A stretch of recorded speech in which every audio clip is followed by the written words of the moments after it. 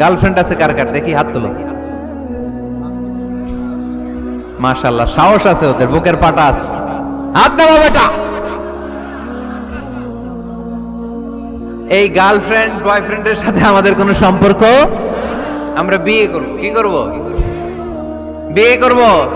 Chairman সাহেব বিয়ে করাই দিন এগুলোরে, আপনার দায়িত্বে দিয়ে গেলাম। এই গার্লফ্রেন্ড বয়ফ্রেন্ড এগুলো ইসলামের কালচার নয়। বিয়ের চেয়ে ভালো কাজ পৃথিবীতে হতে পারে? বিয়ে করতে গেলেই বাপে বলে আগে নিজের পায়ে দাঁড়া। তো এতদিন ও কার পায়ে দাঁড়াইছে? ছেলে মেয়েদেরকে সাহস দেন, ছেলেও পড়বে। ওই যে একজন চিল্লান দিয়ে উঠছে, ওর কমন পড়ছে। কমন পড়ছে, মাশাআল্লাহ। গার্ডিয়ানরা যারা আছেন ওদের দুঃখ কষ্ট একটু বুঝেন আপনারা, মিলাই দিয়েন ওদেরকে, বিয়ের পিড়িতে বসায় দিয়েন। বিয়েতে কল্যাণ, বিয়েতে বরকত। বিয়ের মতো ভালো কাজ হতে পারে না। সব নবীরা বিয়ে করেছেন। আর নিকাহ মিন সুন্নতি, বিয়ে আমার সুন্নাত। ফামান রাগিবা আন সুন্নতি ফালাইসা মিন্নি, যে আমার সুন্নতকে ভালোবাসে না সে আমার উম্মত হতে পারে না।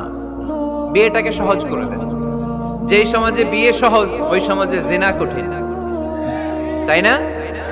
যেই সমাজে জিনা সহজ ওই সমাজে বিয়ে কঠিন। আমাদের সমাজে জিনা করা সহজ, বিয়ে করতে লাগে 10 লাখ, জিনা করতে লাগে 1000। ঠিক কি না?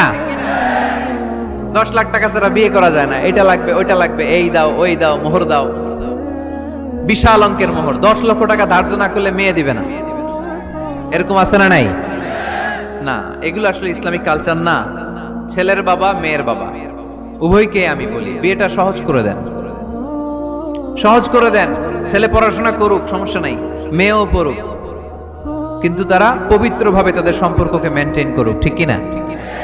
তাদের এই যৌবনের তাড়নায় যে পাপের সাথে জড়াবে তার পার্সেন্টেজ গুণা বাবা হিসেবে আপনার কাঁধেও আছে না নাই?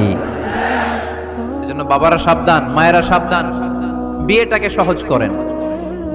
এই এলাকার যুব সংঘ যারা আছো, তোমরা একটা ক্যাম্পেইন করবা এই মাহফিলের পরে, টাইমলি ম্যারেজ ক্যাম্পেইন।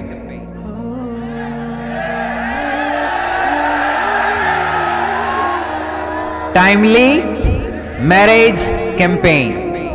সময় মতো বিয়ে দিতে হবে, দেরি করা যাবে।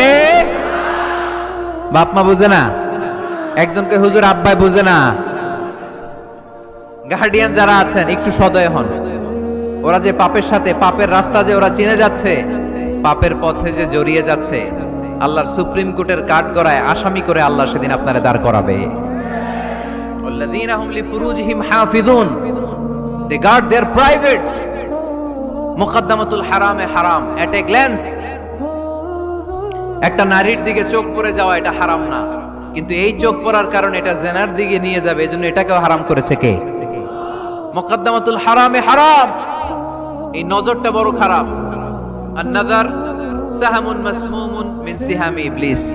এই নজর হচ্ছে শয়তানের বিষ মাখানো তীরের মধ্য থেকে একটা ভয়ঙ্কর তীর। এই তীর দিয়ে শয়তান যুবক আর যুবতীদেরকে কাবু করে ফেলে। আমরা শয়তানের হাতে ধরা দিতে চাই না, আমরা বিয়ের মতো পবিত্র বন্ধনে আবদ্ধ হতে চাই। ঠিক কি না?